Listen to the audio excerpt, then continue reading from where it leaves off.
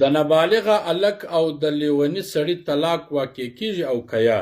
یو ورور پوښتنه کړې وه چې نابالغه هلک ده اوس د خپلې ښځې ته طلاق ور واچوي، د دې طلاق واقع کیږي او که یا.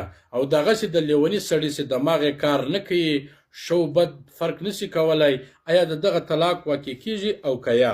نو اوس به راسو د کتاب عبارت ته. ويقع طلاق كل زوج اذا كان عاقلا بالغا. هر خاوند طلاق واقع کیږي، د هر میړه طلاق واقع کیږي چې د عاقل وي او بالغ وي.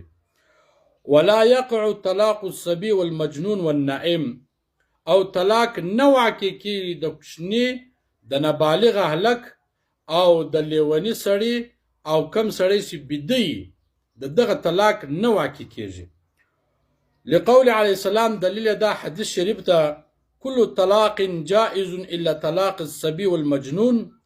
هر طلاق جائز ده، هر طلاق واقع کیږي، لیکن د کوچني ماشوم او یعنی نابالغه او د لیوني طلاق نه واقع کیږي.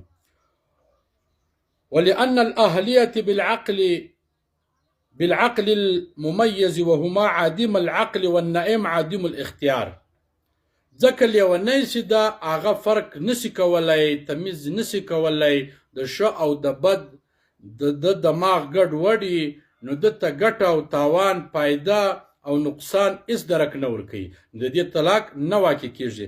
دغه رقم د بیده سړي طلاق نه واقع کیږي، ځکه بیده سړی چې ده هغه په اختیار کې نه ده. دا داسې کومه خبره کړې ده، د بغیر اختیاره وتلې ده، دی خبر هم نه ده په دې باندې. نو د بیده سړي طلاق، د لیوني سړي طلاق چې دماغ یې ګډ وډي، صفا لیونی، او د نابالغ هلک طلاق نه واقع کیږي.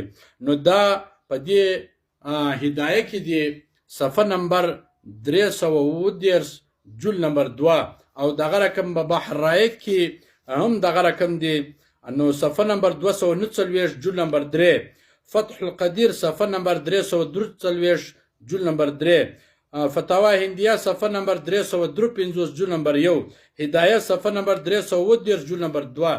نو په دې کتابو کې داسې لیکلي دي او دلیل حدیث شریف هم ورکړی ده چې هر طلاق واقع کیږي مګر د کوچني چې هغه نابالغ او لیونی او بیده، د دې طلاق نه واقع کیږي.